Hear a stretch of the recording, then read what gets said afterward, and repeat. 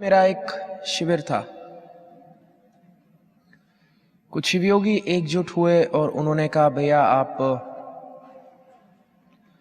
इतनी बड़ी बड़ी कंपनियों को कुछ सिखाते हो साधना, तो मैं चाहता हूं कि आप हम शिवयोगियों को भी उसी प्रकार से साधना कराओ जिस प्रकार से आप मल्टीनेशनल्स को कराते हो। मैंने कहा बहुत अच्छे। मैं गया उनके पास, उसी प्रकार से उनको साधना करानी शुरू की। एक बहुत अनोखी घटना घटित हुई जो मैं आपसे बात करना चाहता हूं, और इससे आपको बहुत कुछ सीखने को भी मिलेगा। मैंने उन शिवयोगियों को बिठाया और सबसे पहले मैंने शुरुआत की जो बाबा जी ने हमको सिखाया है। मैंने कहा गोल्डन बुक निकालो और लिखो तुम चाहते क्या हो। तो सबने स्वादानुसार लिख दिया कुछ ना कुछ, और मजे की बात जब मैंने पढ़ा तो आधे शिवयोगियों ने लिखा कि हमें स्वास्थ्य अच्छा चाहिए, चौथाई ने लिखा हमें थोड़ी सफलता और हो तो अच्छा होगा,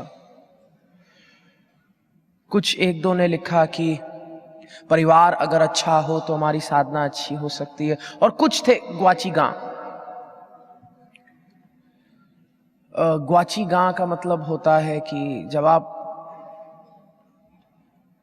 सड़क पे गाड़ी चला रहे हो तो बीचम बीच कभी कभार एक गाय बैठी होगी, आपने देखा है, और आप खूब हॉर्न बजाओगे गाय को और वो आपको देखेगी। उसको लगेगा कि सड़क तो मेरे लिए ही बनी है और मैं यहां बैठी हुई हूं और बस मैं यहां पे ही हूं। फिर आप थोड़ा और गाड़ी आगे चलाओगे तो उस गाय की बहन या भाई या पता नहीं क्या आगे खड़ी होगी, फिर आप हॉर्न बजाओगे और वो,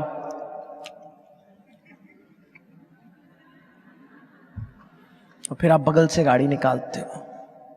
तो बाबा जी इन गायों को बोलते हैं ग्वाची गां, मतलब ग्वाची हुई है, इनको पता ही नहीं है कहां पे है, क्यों है, क्या हो रहा है। तो कुछ एक दो शिवयोगी थे वो ग्वाची गां। मैंने कहा तुम चाहते क्या हो? मोक्ष। और मैं उनको देख रहा हूं, मैंने कहा बड़ी अच्छी बात है, लेकिन अभी क्या चाहिए, जीवन में क्या चाहिए? मैंने कहा मोक्ष। मैंने कहा वो तो चलो बाद में जब आएगा तब आएगा, तुम उस अनंत से जन्मे हो, अनंत में लौट जाओगे, एक दिन लौट ही जाओगे, पर पृथ्वी पे आने का भी तो कोई ना कोई कारण है। और फिर मैंने उनसे बात की, क्या तुम्हारा शरीर और स्वस्थ हो सकता है? हाँ हो तो सकता है। तुम थोड़े सफल और हो सकते हो? हाँ। तुम्हारा पारिवारिक जीवन थोड़ा और अच्छा हो सकता है? हाँ। लेकिन छोड़ो भैया, मोक्ष दे दो। वो पहली सीढ़ी में ही अटक गए कि चाहते क्या हो। लेकिन बात ये भी मजेदार नहीं, मजेदार बात दूसरी है। फिर मैंने उनको कहा लिखो लिखो कि जो तुम पाना चाहते हो उसके लिए तुम कीमत क्या चुकाओगे। What is the price you are going to pay for what you want? क्योंकि देखो, बीज नहीं डालोगे तो फल कैसे मिलेगा? हाँ जी ना जी। What is the price? कीमत क्या है? क्योंकि ये हमें समझना है, कीमत कीमत बहुत जरूरी है। समस्या कब आती है? जब इंसान कहता है मैं हर चीज फ्री फंड में लूंगा। जब हम कीमत चुकानी बंद कर देते। मजे की बात, बाबा जी ने कभी मुझे नहीं कहा बेटा आइसक्रीम मत खा, केक मत खा, ये सात्विक नहीं है। बाबा हमेशा कहते हैं आइसक्रीम खानी है खा, लेकिन कीमत चुका, फिर दौड़ 1 किलोमीटर। और मजे की बात, जब कीमत चुकानी पड़े तब अपने आप खाने का मन नहीं करता। फिर अंदर से आवाज आती है आइसक्रीम पसंद है पर दौड़ना इतना नहीं पसंद, तो is the price worth it? मजे की बात, जब मेरी शादी हो रही थी, मैं बहुत छोटा था, तब मैं 21 साल का था जब मेरी शादी हुई, और गरम खून। तो जब मेरी शादी होने वाली थी, मैंने बाबा जी को कहा, बाबा जी देखो, आप कहते हो अनकंडीशनल लव, मेरे बस की बात नहीं है। अभी शादी हुई भी नहीं, मैंने कहा मैं तो लड़ूंगा,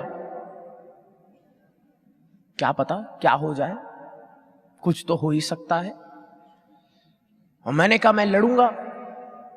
बाबा कहते किसने मना किया, हर शादी में थोड़ी बहुत लड़ाई है, भगवान शिव भी लड़े ही 1-2 बार मां पार्वती से, लेकिन अगर लड़े पे द प्राइस। मैंने कहा व्हाट इज द प्राइस? कहते हैं ठीक है लड़ो, लड़ने के बाद अब बाहर घुमाने लेके जाओ, क्योंकि एक दूसरे को जरूर तुमने चोटें पहुंचाई होंगी, तो बाहर घुमाने लेके जाओ, अच्छा डिनर कराओ, अच्छी गिफ्ट दो, अच्छा गाना गाओ, अच्छा फूल तोड़ के दो, यू नो, पे द प्राइस। तो ठीक है, बहुत अच्छा। शादी हुई, 3-4 महीने बाद किसी छोटी बात पे हल्की गुफ्तगू हो गई, और फिर याद आया गुरुर वाक्यम परम वाक्यम। लड़ने के बाद चलो घूमने चलते हैं, गाड़ी निकाली, घुमाने लेके गया, गिफ्ट दिलाई, डिनर कराया, अच्छा फूल दिया, अच्छा गाना वाना जो भी था किया। लेकिन उससे भी ज्यादा मजे की बात, कुछ दिनों बाद फिर कुछ हुआ छोटा मोटा, और सामने से देखा मेरी पत्नी आ रही है, धूमावती स्वरूप धारण किए। लेकिन मानोगे नहीं, अंदर से आवाज आई, मेरे हृदय अनाहत से आवाज आई, ईशान छोड़ दे, बहुत महंगा पड़ेगा, छोड़। अगर इस प्रकार की सोच है कि हर चीज के साथ मैं कीमत देखता हूं, हर चीज के साथ मैं कीमत देखता हूं, तो ऐसा आदमी बहुत सक्सेसफुल होगा।